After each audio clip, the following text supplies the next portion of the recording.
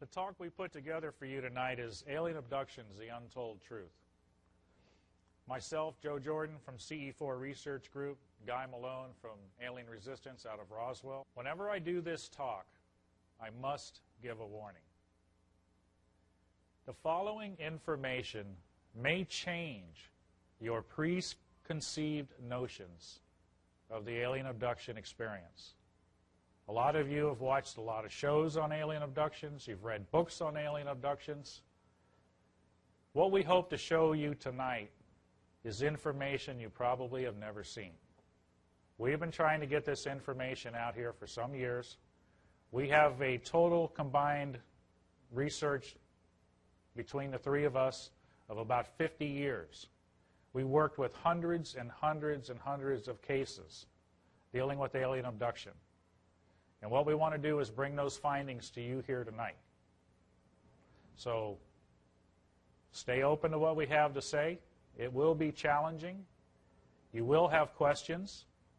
We want to save the questions to the end. We're going to put this together in about 2 hours, 2 of us speaking.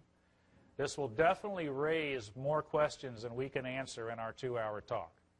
But we will be open for questions here at the end for about 30 minutes, and we'll go from there. So as you go through this tonight, think about what you want to ask us at the end and save it for then.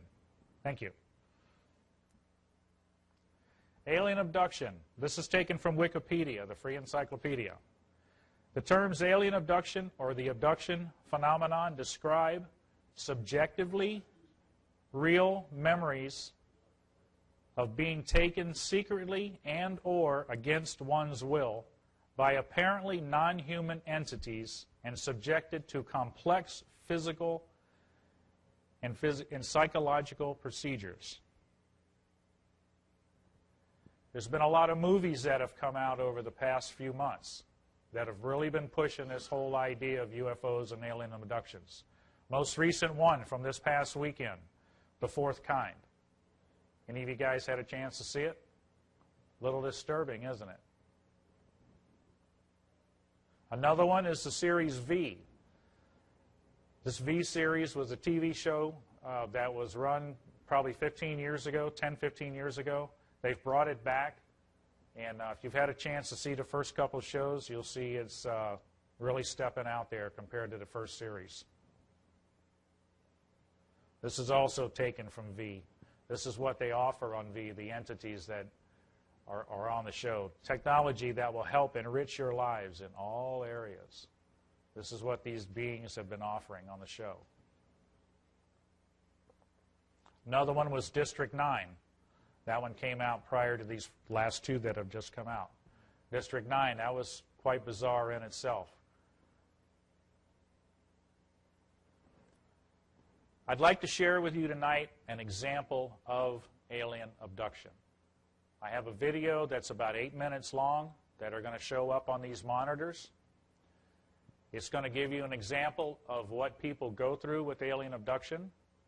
This is an entire family that's gone through this experience. Some of you might recognize this video. This video has been airing for 10 years on the A&E channel. It's a very powerful testimony to what these people go through. And I want to start out with sharing this one with you tonight. Ordinary, everyday people that this has happened to. And it can happen to anybody. I didn't want to believe that it happened to me, but it did.